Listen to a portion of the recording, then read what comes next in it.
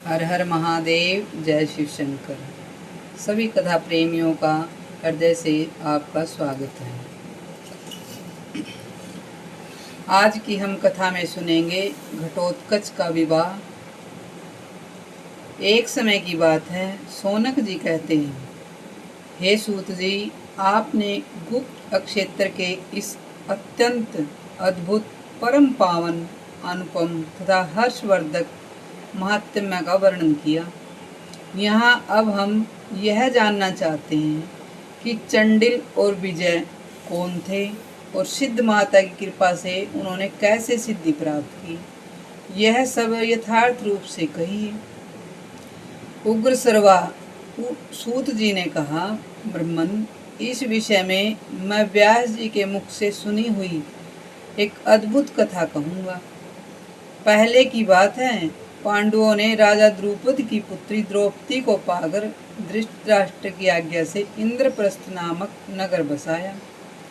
वहां उन्होंने भगवान वासुदेव से सुरक्षित होकर रहते थे।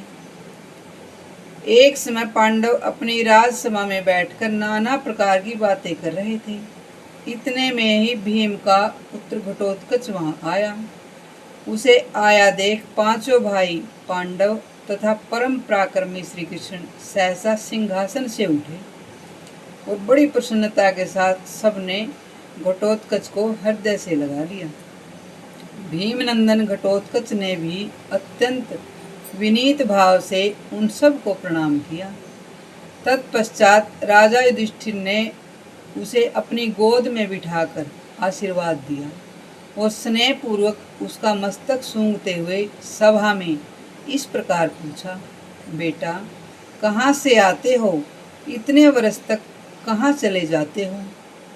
हिडिंबा कुमार, तुम देवता, ब्राह्मण, गौ तथा साधु महात्माओं का कोई अपराध तो नहीं करते हो? भगवान श्री कृष्ण और हम लोगों में तुम्हारा प्रेम तो है ना? तुम्हारा अत्यंत प्रिय करने वाली तुम्हारी माता हिडिंबा तो खूब प्रसन्न है ना? धर्मराज के इस प्रकार पूछने पर हिडिंबा कुमार ने कहा, महाराज, मेरे मामा के मारे जाने पर मैं उसी राज्य सिंहासन पर बिठाया गया हूँ और दुष्टों का दमन करता हुआ सर्वत्र विचरता हूँ। मेरी माता हिडिंबा देवी भी कुशल से हैं। वे इस समय दिव्य तपस्या में लगी हुई हैं। उन्होंने मुझे आज्ञा दी है, बेटा, तुम सदा अपने पिता पांडवों में भक्ति रखने वाले बनो। माता की यह बात सुनकर बोले शंकर भगवान की जय। कथा कहती है, माता की यह बात सुनकर भक्ति युक्त चित्त से अब आपको प्रणाम करने के लिए ही मैं मेरुगिरी के शिखर से यहाँ आया हूँ।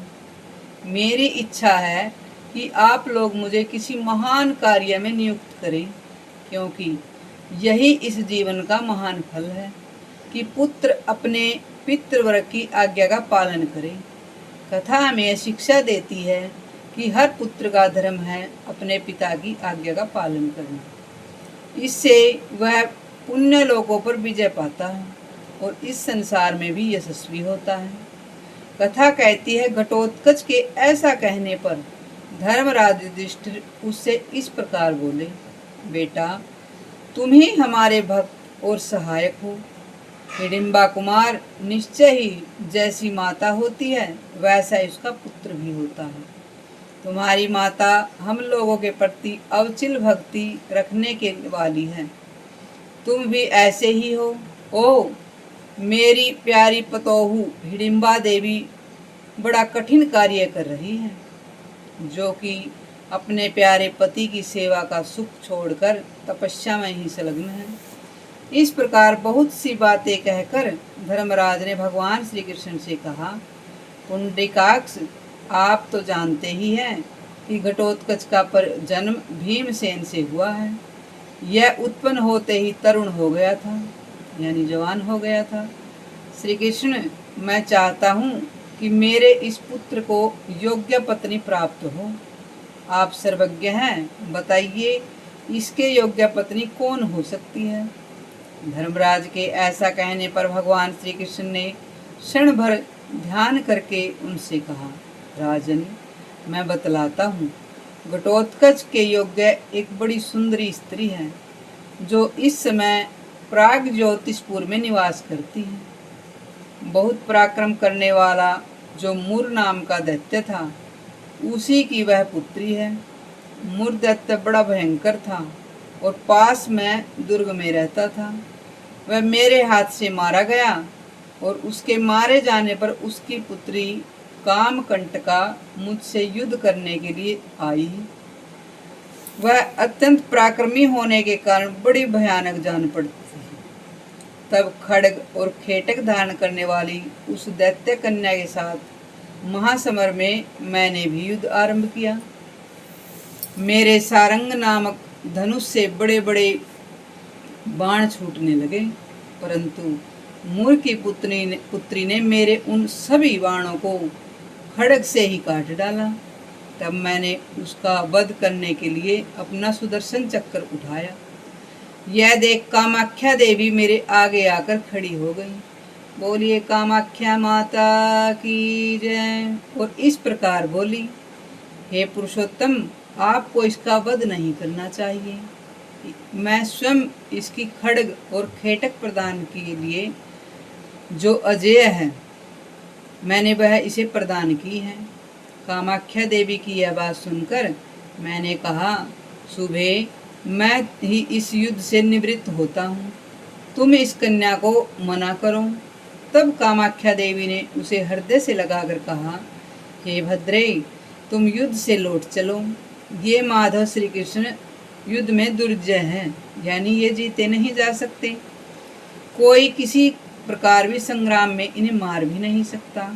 संसार में ऐसा कोई वीर न तो हुआ है और न ही होगा जो इन्हें युद्ध में जीत सके। औरों की तो बात ही क्या, साक्षात भगवान शंकर भी इन्हें परास्त नहीं कर सकते। बेटी, ये तुम्हारे भावी ससुर हैं, अतः तुम इन्हें प्रणाम करके युद्ध से हट जाओ, यही तुम्हारे लिए उचित होगा। तुम इनके भाई भीमसेन की पुत्रवती होगी, इसीलिए अपने ससुर के समान पूजनीय जनार्दन का तुम आदर करो। अब पिता के लिए तुम्हें शोक नहीं करना चाहिए। इन श्री कृष्ण के हाथ से जो तुम्हारे पिता की मृत्यु हुई है, वह सर्वथा स्मरणीय यानी आदरणीय है, क्योंकि इनके हाथ से मरने पर अब तुम्हारे पिता का सब पातकों से मुक्त होकर विष्णु धाम में चले गए हैं। कामाख्या के ऐसा कहने पर कामकंटका ने क्रोध त्याग दिया और विनीत अंगों से मुझे प्रणाम किया। तब मैंने उसे आशीर्वाद देकर कहा, बेटी, तुम भगवत दत्त से सम्मानित होकर इसी नगर में निवास करो। यहाँ रहती हुई ही तुम हिडिंबा कुमार को पति रूप में प्राप्त करोगी। इस प्रकार आश्वासन देकर मैंने कामाख्या देवी तथा मोरवी पुत्री मुरपुत्र को विदा कर दिया। फिर वहाँ द्वारिका होता हुआ मैं यहाँ आकर आपसे मिला हूँ। बोले शंकर भगवान की जय। कथा कहती है, वह मुर दैत्य की सुंदरी कन्या ही घटोत्कच के लिए योग्य स्त्री है। मैं ससुर हूँ, इसलिए मेरे द्वारा उसके रूप का वर्णन करना उचित न होगा। साधु पुरुष के लिए यह कदापि भी उचित नहीं है कि वह स्त्रियों के रूप सौंदर्य का वर्णन करे। कथा में यह शिक्षा दे रही है कि पुरुषों के द्वारा स्त्रियों का रूप का वर्णन करना अच्छा नहीं लगता, विशेषतः दूसरी स्त्रियों का, कि वह स्त्रियों के रूप के सौंदर्य का वर्णन करें। एक बात और भी सुन लीजिए, उसने प्रतिज्ञा कर रखी है कि जो मुझे किसी प्रश्न पर निरुत्तर करके जीत ले या जो मेरे ही समान बलवान हो, वही मेरा पति होगा। उसकी यह प्रतिज्ञा सुनकर बहुत से दैत्य तथा राक्षस उसे जीतने के लिए गए, किंतु मोरवी ने उन सब को परास्त करके मार डाला। यदि पराक्रमी घटोत्कच ऐसी मोरवी को जीतने का उत्साह रखता हो तो वह अवश्य इसकी पत्नी होगी।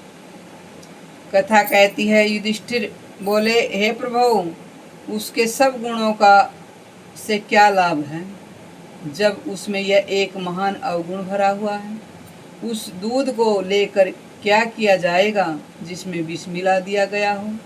अपने प्राणों से भी अधिक प्यारे भीम कुमार को केवल साहस के भरोसे कैसे इस संकट में डाल दें। यह बेचारा तो शुद्ध वाक्य भी बोलना नहीं जानता। हे जनार्दन, देश देश में और भी बहुत सी स्त्रियां हैं, उन्हीं में से किसी उत्तम स्त्री को बतलाइए। भीमसेन बोले, भगवान श्री कृष्ण ने जो बात कही वह अनेक प्रयोजनों को सिद्ध करने वाली सत्य और उत्तम है। मेरा विश्वास है कि घटोत्कच शीघ्र ही मोरवी को परास्त करेगा। अर्जुन बोले, कामाख्या देवी ने मोरवी से कहा है, भद्रे, भीमसेन का पुत्र तुम्हारा पाणी ग्रहण करेगा। इस कारण मेरी राय यही है कि घटोत्कच शीघ्र ही वहां जाए। और श्री भगवान बोले, हे अर्जुन, मुझको तुम्हारी और भीम की बात पसंद है। हिडिंबा कुमार, बोलो तुम्हारी क्या राय है। घटोत्कच ने कहा, पूजनीय पुरुषों के आगे अपने गुणों का वर्णन करना उचित नहीं है। सूर्य की किरणें और उत्तम गुण व्यवहार में आकर ही प्रकाशित होते हैं। कथा हमें शिक्षा दे रही है कि हमें अपने मुंह से अपनी बड़ाई नहीं करनी चाहिए। मैं ऐसी ही चेष्टा करूंगा जिससे कि मेरे निर्मल पिता पांडव मुझ पर पुत्र के कारण सत्पुरुषों की सभा में लज्जित ना हो। यूँ कहकर महाभाव घटोत्कच ने उन सब को प्रणाम किया और अपने पितरों से विजय का आशीर्वाद पाकर उत्साह संपन्न हो वहाँ से जाने के लिए विचार किया। उस समय भगवान जनार्दन ने उसकी प्रशंसा करके कहा, बेटा, कथा कहते समय विजय की प्राप्ति कराने वाला मुझ श्री कृष्ण का स्मरण अवश्य कर लेना, जिससे मैं तुम्हारी दुर्भेद बुद्धि को अवलंब बढ़ा दूं।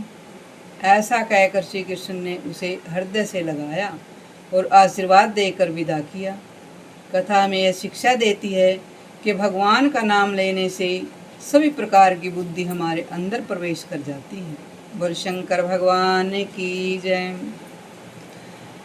तदंतर हिडिंबा कुमार महापराक्रमी घटोत्कच, सूर्याक्ष, बालाक्ष और महोदर इन तीन सेवकों के साथ आकाश मार्ग से चला और दिन बीतते बीतते प्राग ज्योतिषपुर में जा पहुंचा। वहां जाने पर घटोत्कच ने प्राग ज्योतिषपुर में जाकर एक सोने का सुंदर भवन देखा जो एक विशाल वाटिका से शोभा हो रहा था। उसकी ऊंचाई 1000 मंजिल की थी। मेरु पर्वत की शिखर की भांति सुशोभित होने वाला उस भवन के पास पहुंचकर घटोत्कच ने देखा कि दरवाजे पर एक सखी खड़ी है। उसका नाम कर्ण प्रावरणा था। वीर हिडिंबा कुमार ने सरस भाषा में उससे पूछा, कल्याणी, मूर की पुत्री कहाँ है? मैं दूर देश से आया हूँ और उनकी कामना करने वाला अतिथि हूँ और उन्हें देखना भी चाहता हूँ। भीमसेन कुमार की यह बात सुनकर निशाचरी लड़खड़ाती हुई दौड़ी और महल की छत पर बैठी हुई मोरवी के पास जाकर इस प्रकार बोली, देवी, कोई सुंदर तरुण काम का अतिथि होकर तुम्हारे द्वार पर खड़ा है। उसके समान सुंदर कांति वाला पुरुष कोई त्रिलोकी में नहीं होगा।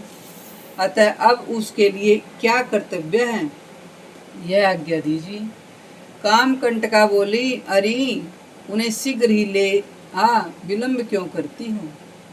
कदाचित दैव की सहायता से उन्हीं के द्वारा मेरी प्रतिज्ञा पूरी हो जाए। मोरवी के ऐसा कहने पर दासी ने घटोत्कच के पास जाकर कहा, कामी पुरुष, उस मृत्यु रूपा नारी के समीप शीघ्र जाओ। उसके ऐसा कहने पर हंसते हुए घटोत्कच ने वहीं पर अपना धनुष छोड़कर घर के भीतर प्रवेश किया। विद्युत की भांति प्रकाशित होने वाली उस दैत्य कन्या को देखकर इस प्रकार सोचा, ओह, मेरे पितृ स्वरूप कृष्ण ने मेरे लिए योग्य स्त्री को ही बतलाया। इस प्रकार विचार करते हुए उसने मोरवी से कहा, ओ वज्र के समान कठोर हृदय वाली निष्ठुर नारी, मैं अतिथि होकर तुम्हारे घर आया हूँ। अतः सत्पुरुषों के लिए जो उचित स्वागत सत्कार है वह अपने हार्दिक भाव के अनुसार करो। हिडिंबा कुमार का यह वचन सुनकर कामकंटका उसके रूप से विस्मित हो अपनी निंदा करके इस प्रकार बोली, भद्र पुरुष, तुम व्यर्थ ही यहाँ चले आए। जीते जी पुनः सुखपूर्वक लौट जाओ, अथवा यदि मुझे चाहते हो तो शीघ्र ही कोई कथा कहो। कथा कहकर यदि मुझे संदेह में डाल दोगे तो मैं तुम्हारे बस में हो जाऊंगी। उसके बाद मेरे द्वारा तुम्हारी सेवा होगी। उसके ऐसा कहने पर घटोत्कच ने यह संपूर्ण चराचर जगत जिनकी कथा है उन भगवान श्री कृष्ण का स्मरण करके कथा प्रारंभ की। बोलिए कृष्ण भगवान की जय। मान लो कि पत्नी के गर्भ से कोई बालक उत्पन्न हुआ जो युवा होने पर बड़ा अजितेंद्रिय निकला। उस युवक के एक पुत्री हुई और उसकी पत्नी मर गई। तब पिता ने उस नन्ही सी पुत्री की रक्षा एवं पालन पोषण किया। वह कन्या जब जवान हुई तब उसके सब अंग विकसित हो गए। तब उसके पिता का मन उसके प्रति काम लोलुप हो उठा। तदंतर उस पापी ने अपनी ही पुत्री से कहा, प्रिय, तुम मेरे पड़ोसी की लड़की हो, मैं तुम्हें अपनी पत्नी बनाने के लिए यहाँ लाया हूँ। दीर्घ काल तक पालन पोषण किया है, अतः अब मेरा वह अभिष्ट कार्य सिद्ध करो। उसके ऐसा कहने पर उस लड़की ने ऐसा ही मान लिया। उसने उसे पति रूप में स्वीकार किया और इसने उसे पत्नी रूप में स्वीकार कर लिया। उस कामी गधे से एक कन्या उत्पन्न हुई। अब बताओ वह कन्या उसकी क्या लगेगी, पुत्री अथवा देवहित्री? यदि तुम में शक्ति है तो मेरे इस प्रश्न का शीघ्र उत्तर दो। यह प्रश्न सुनकर मोरवी ने अपने हृदय में अनेक प्रकार का विचार किया, किंतु किसी प्रकार उसे इस प्रश्न का निर्णय नहीं सूझता था। तब उस प्रश्न से परास्त होकर मोरवी ने अपनी शक्ति का उपयोग किया। वह ज्यों ही झूले से सहसा उठकर हाथ में तलवार लेना चाहती ही थी, त्यों ही घटोत्कच ने बड़े वेग से पहुंचकर बाएं हाथ से उसके केश पकड़ लिए और छाती पर गिरा दिया। फिर उसके गले पर बायां पैर रखकर दाहिने हाथ में कतरनी ले उसकी नाक काट लेने का विचार किया। मोरवी ने बहुत हाथ पैर मारे, किंतु अंत में स्थिर होकर उसने मंद स्वर में कहा, नाथ, मैं तुम्हारे प्रसन्न और शक्ति तथा बल से परास्त हो गई हूँ। तुम्हें नमस्कार है, अब मुझे छोड़ दो। मैं तुम्हारी दासी हूँ, जो आज्ञा दोगे वही करूँगी। घटोत्कच ने कहा, यदि ऐसी बात है तो मैंने तुम्हें छोड़ दिया। घटोत्कच के यूँ कहने पर छोड़ देने पर कामकंटका ने पुनः उन्हें प्रणाम किया और कहा, हे महाभाव, मैं जानती हूँ तुम बड़े वीर हो। त्रिलोकी में कहीं भी तुम्हारी पराक्रम की तुलना नहीं है। तुम इस पृथ्वी पर 60 करोड़ राक्षसों के स्वामी हो।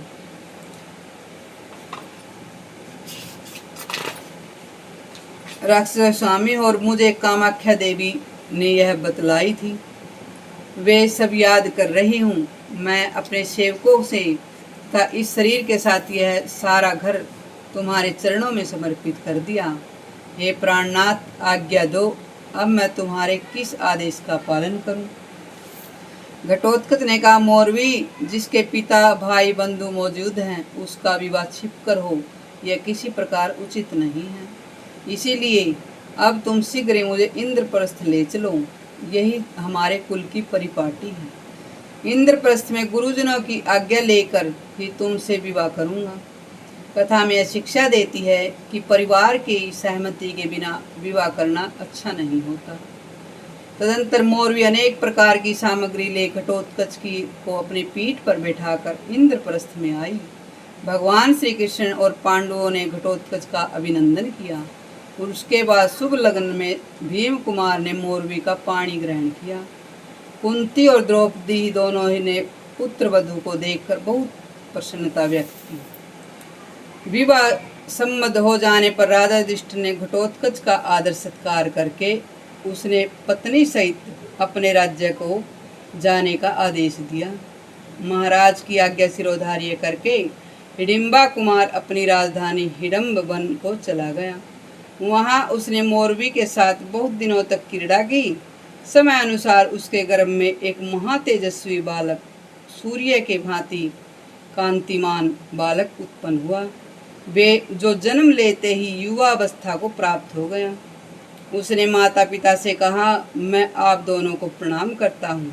बालक के आदि गुरु माता पिता ही हैं, अतः आप दोनों के दिए हुए नाम को मैं ग्रहण करना चाहता हूँ। तब घटोत्कच ने अपने पुत्र को छाती से लगाकर कहा, बेटा तुम्हारे केस बरबराकार घुंघराले हैं, इसलिए तुम्हारा नाम बर्बरीक होगा। महाबाहो, तुम अपने कुल का आनंद बढ़ाने वाले होगे। तुम्हारे लिए जो परम कल्याणकारक वस्तु है उसी को हम लोग द्वारिकापुरी चलकर यदुकुल नाथ भगवान वासुदेव से पूछेंगे। बोलिए श्री कृष्ण भगवान की जय, बोलिए शंकर भगवान की जय। आपको यह कथा कैसी लगी हमें कमेंट में अवश्य बताइए और कथा सुनने के लिए आप सभी का धन्यवाद। कथा को पूरी सुनिए, ध्यान से सुनिए। शिव पुराण असली कथा।